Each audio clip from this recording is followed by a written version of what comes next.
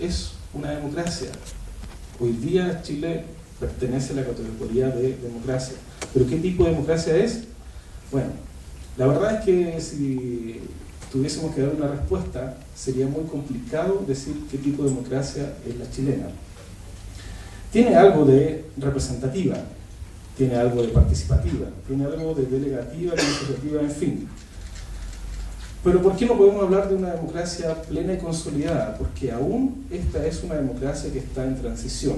Es una democracia tutelada porque tenemos las herencias de la Constitución, que no es de origen democrático, la de 1980. Tenemos la ley de partidos políticos y la ley de sistema electoral y de votaciones populares y escrutinios, que también son de origen no democrático, 86-87. Y en los inicios de los albores de la democracia, después de la recuperación en el año 90, se siguió el mismo modelo. No han habido grandes perfecciones a la Constitución, ni a estas leyes, ni menos al sistema electoral binominal. Por lo tanto, son herencias de tutelaje y de pacto para tratar de tener una democracia de alguna otra manera regulada o controlada en los principios. Recuérdense ustedes que el Congreso estaba conformado por militares y también incluso por el ex dictador Pinochet en sus comienzos. Por lo tanto, hablar de que teníamos una democracia en los 90 plena, eso no es así, no es efectivo, sino que más bien una democracia tutelada. Tiene algo de representativa, claro, el sistema electoral binominal tiene algo de representativo, pero no es, digamos, una manifestación de representación de todos los colores políticos y de los movimientos que hay en el país. ¿Es participativa? Sí, pero hasta un cierto punto. ¿Por qué? Porque al hablar de participación político-electoral, como les dije hace un momento atrás, en Chile las personas que votan en comparación a los habitantes no supera el 40%, por lo tanto el 40% de la población chilena es la que elige a sus representantes. Y dentro de ese 40%, un 8% tienen menos de 25 años, o sea, entre los que tienen 18 a 25 años no superan el 8% del total de esa torta que vota. Y sobre el 40% de los que votan dentro de ese universo es una población envejecida que supera los 45 años de edad.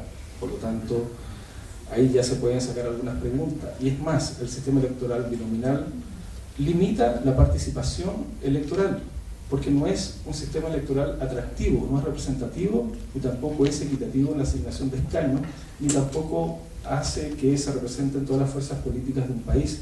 La ley de partidos tiene un sinnúmero de condiciones para poder originar la existencia de un partido político en Chile. Por lo tanto, los que están tienen que cumplir con un número determinado de militantes, tener personalidad jurídica, en fin, son muchos requisitos que hacen que la existencia de partidos políticos en la formalidad, en la legalidad, sea muy difícil al momento de crearlos. Y eso hace que Chile sea uno de los países más institucionalizados políticamente, pero no necesariamente contiene dentro de su sistema espacios de manifestación social a través de movimientos sociales como existen en otros países, fundamentalmente latinoamericanos. La expresión de movimientos sociales, lo que se denomina el poder en movimiento en Chile, es muy limitado.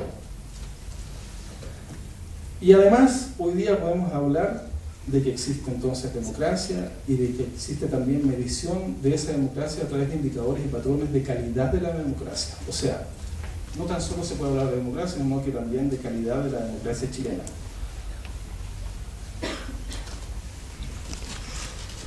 Avanzando en el tiempo, hemos hecho ya un recorrido por los principales antecedentes que ustedes recordarán de estos 200 años.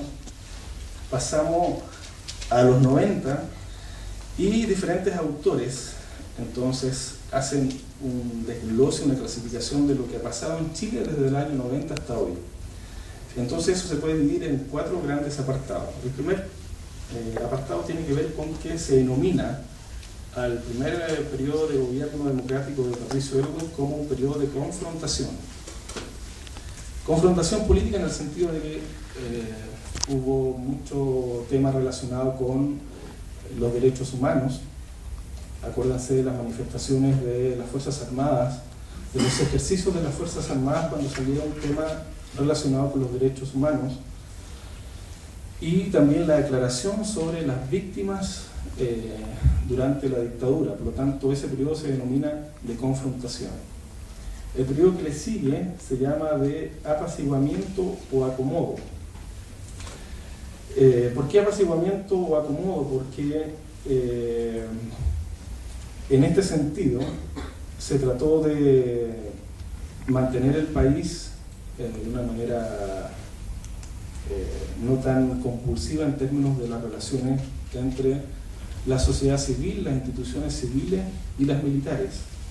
Lo cual dio pie entonces al tercer apartado, que es de catarsis. ¿Y por qué de catarsis? Porque en el año 98 ustedes recordarán que fue detenido en Londres en octubre Augusto Pinochet, y el año 2000 asumió Ricardo Lagos la presidencia del país.